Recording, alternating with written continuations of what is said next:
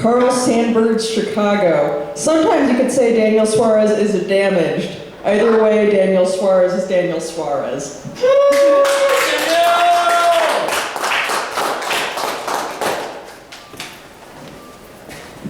Boo. Alright.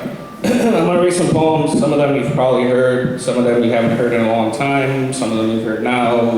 But you're going to hear them anyway. And I was tempted to come up here because I was hanging out with Nate one day and I retold him the story of RoboCroc about this shitty movie I watched with Jason. And he really enjoyed it. But I'm going to save that for another day. He was telling me every detail of everything that happened. I was like, just go ahead and recap that movie. But yeah, that movie was fucking horrible. It's about this guy who's a zookeeper and he hunts down an Australian saltwater crocodile and he brings him back to the States and he has him in a zoo. And then all of a sudden this government plane drops this thing near it and all these nanobots fall down to the earth and get into the crocodile. And it slowly but surely causes the crocodile to lose his flesh and have a metal exoskeleton and murders everybody. Like at one point there are these like young kids partying at a water theme park and this is the best part actually. The government's like, we have to contain it. It's moving in the water towards the theme park. When it gets to the theme park, lock all the doors. And so they lock it in there and it eats everyone except for two nerds trapped in a closet, two bros that trapped them in the closet, and the two bros' girlfriends. And then one of the nerds trapped in the bathroom, his dad is the zookeeper. And so, the plot thickens. That movie sucks. Go to Sci-Fi and you'll understand why Nate Wagner enjoyed my recanting of this. But The Australian crocodile. I fucking hate that movie. yeah, man. You're gonna love it. It's like Sharknado, Fred. It's gonna get all up in your system. I like that. It's like a cat dressed like a shark on a Roomba. Yeah. But anyway, this all has nothing to do with my poems. So, welcome to Obama's America. But anyway, all right. I got two poems I'm going to read today in here. The first one I'm going to read is part of that poem. It's kind of a companion. And they're all about and the two are about santeria and stuff like that, so deal with it. Aku ay lanza. No llames olla si no estás listo. La santera. Are you getting my good side in? Yes. It's all good, man. Thank you. Haters here, man. Haters. I'm used to it. Oya, I have waited 9 years. I am ready now.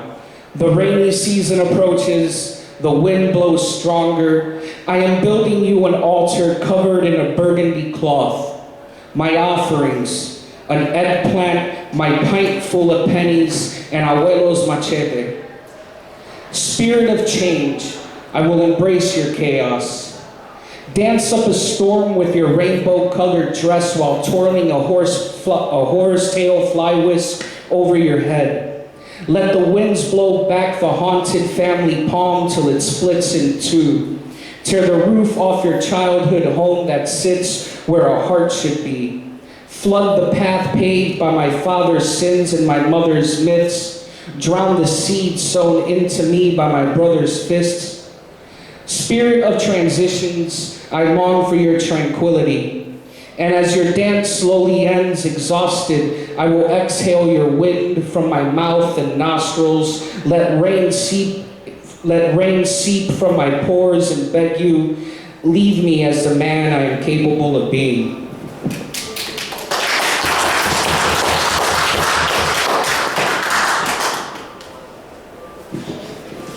All right. The reality of life's many clusters. After John Ashbery's Hard Times. This is a retelling of Orpheus and Eurydice. Life, as well as hell, has its judges and cashiers, and we pay dearly with our hearts. Years prove they are recursive and that history repeats, but love will sustain. Itself adapts to itself. Heartbreak has a way of contorting our perception of life, and we long at times to become the oyster swallowing that grain of sand, hoping it will form that pearl in defense from irritants that penetrate the mantle shell. In Cocteau's retelling of Orpheus, mirrors were used to move between worlds. Right now, that mirror is the ocean, and beneath its waves swims a lover twice lost.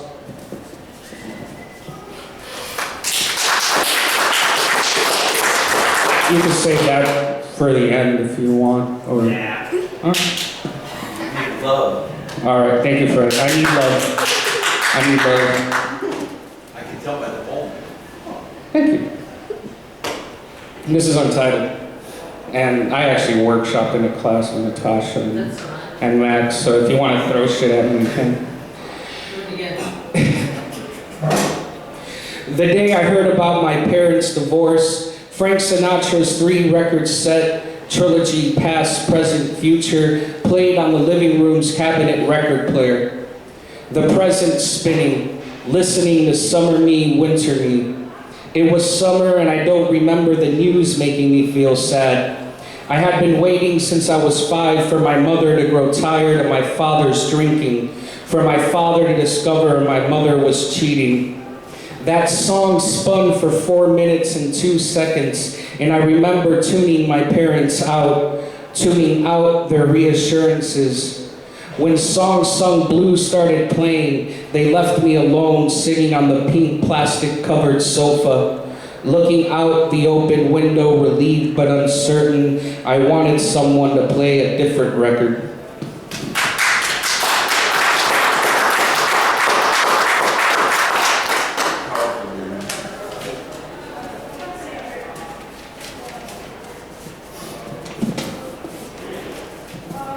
And this is untitled too, and it's kind of in parts. My mother, with her row of santos, prays daily for her children and ex-husband, periodically clips flowers, replaces the camphor, cleans out glasses, and refills them with tap water. Her dresser, her altar, says, "Yo no necesito una iglesia para adorar," that she carries Dios with her, within her. When she cleans her rincón, the basement of my father's house, she will bless it con agua bendita. A separate bendición for her bed with the framed image de Jesucristo before a rock in Gethsemane above it.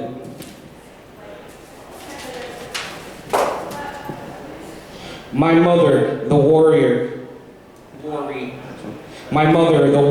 calls me every night when she gets home from work.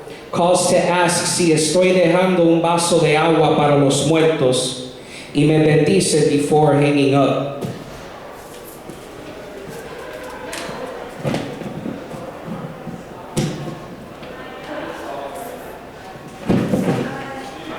You know, this is just... Jason got his truth all over your papers. It's all up into them. Your truth came all over it. It's just spilling out. All right, yeah, this is weird because I'm talking about my mom, so you guys want to relax with that. Or maybe that's how I was birthed. My mother has dedicated... All right, sorry. My mother has dedicated un santo for each of her children and ex-husband. My brother, her firstborn, San Judas Tadeo. My sister, her only daughter, San Lázaro. Myself, her youngest, Nuestra Señora de la Caridad de Cobre. My father, her ex-husband, Santa Bárbara. My mother, who taught me how to rezar for others to abandon selfishness. That's it. Nobody else. He did, on a photograph found after being sober for 2 years, written 5 years later. Once I told someone, I don't think my father ever held me in his arms. I can't remember. Honestly, I can't. I would say I am a product of my father's Scott-soaked semen. This was reading too much into gene theory. But I was a drunk like my father is a drunk, and understand now, a drunk projects his misery and skews the view of his projected heart.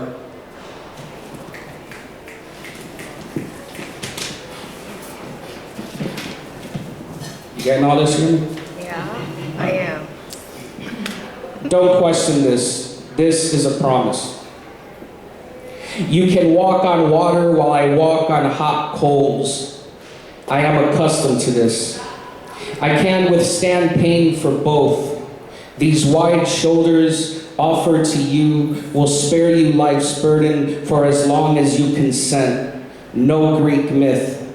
Please believe, my fate has been dealt with a dead man's hand. But the kicker to my aces and eights is you, queen of clubs that I watch dance across floors, kicking dirt all over my heart.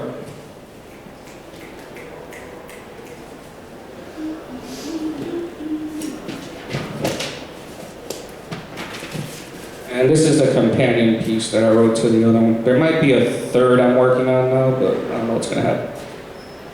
Yemaya, standing on the beach, taking on the stars and cold wind. I should have built you an altar, burned a blue 7-day candle, and placed a honey-smothered watermelon in a bowl for you before coming here. I could have brought you that melon and sat it down on the shore for your waves to engulf. I don't even have 7 pennies for 7 wishes to cross myself with and drop into the ocean. Mother of the 7 seas, I extend my arms out to you, hands palms side up, eyes closed, imagining blue flowers, their petals trickling from between my fingers, falling and floating on your body of water, hoping that this gesture will please you. Protector of children, I come to you tonight disguised in the body of a man, but I will stand beneath your crown of moon and stars and strip my flesh to present the unprotected child, fetal in my chest, who needs your compassion and nourishment.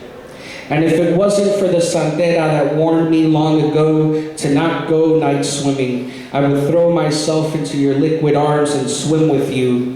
La Sirena and the Pisces fish, the mother of children, and the man-child with salted tears mixing with your salted waters, salt seeking salt to heal old wounds.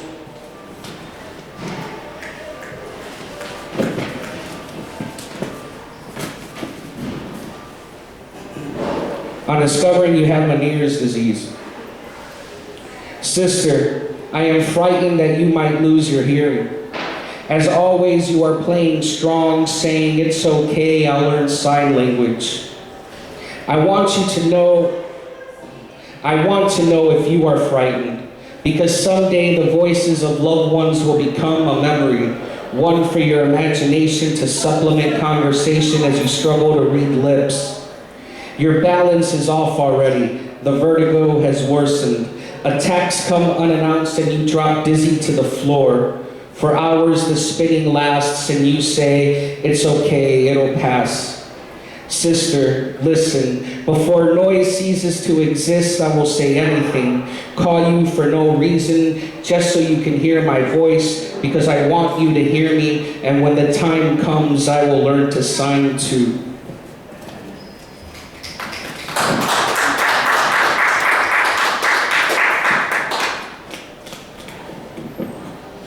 What the hell did you do to my paper, Jason?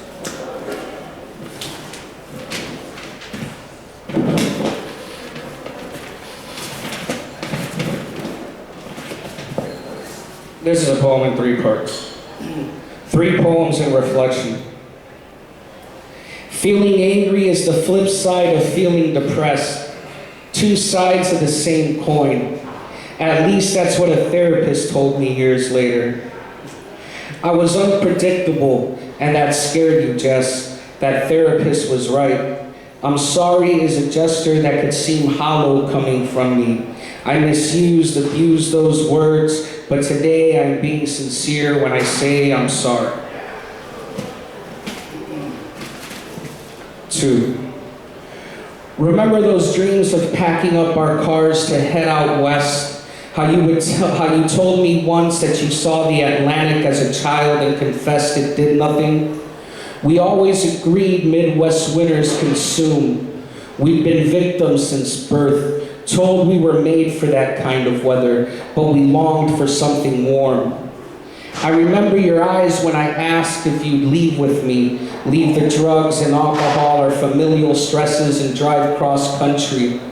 But we burned through money binging, barely able to love one another. Just without drinking, we weren't steady.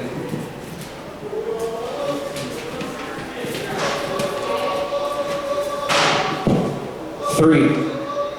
I always loved seeing the pain in your eyes. Like me, you wore a stone face and our eyes would give away our hands. But no one ever took the time to look into them. At times, we even avoided them. But I'll never forget your eyes after drinking straight gin, how I knew on those nights anything could happen. We were self-destructive, 2 alcoholics quick to throw a punch or take one. Jess, it's 1 in the morning and I am walking home alone remembering you, your green eyes and how I fell in love with them, not you, and that was selfish.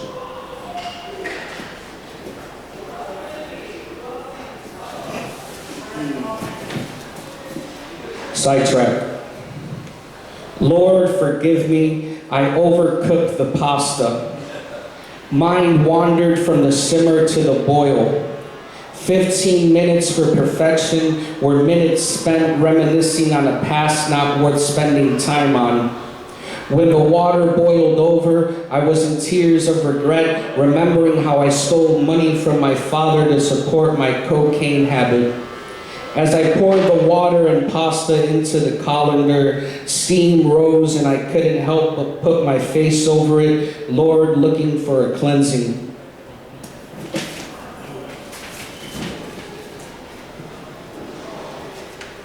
And this is the last one. The day my mother brought home a chicken. To her, a chicken's peck was deadly. The fear of having to carry a live chicken home from the butcher caused her to panic. Reeling images, flickers of a head bobbing, beak pecking young flesh. Bleeding, better to conceal string in the hem of her skirt, thread to knot around the chicken's leg. The butcher not even asking why he must tie, and the safety she found in the strung legs of that chicken cannot be described, because in her mind it all made sense. And you might think she carried the legs-tied chicken home, but no, the fear of it fighting, the blood rushing to its head, the violent fits of its beaked head looking for flesh to peck was too great a fear, so her senses told her to drag it home down a gravel road, passing neighbors' houses. Terror at a child dragging an innocent body, the squealing clucks, the trail of feathers, till she reached the front door where her mother, who waited for her daughter in the kitchen, called her with her hands ready to snap neck in the yard, the water boiling, ready to be plumed, only to be shocked at the chicken, its battered condition, its legs tied, its missing feathers, the specks of blood, its little gasps. Nothing compared to the swift death her hands would have administered. Thank you.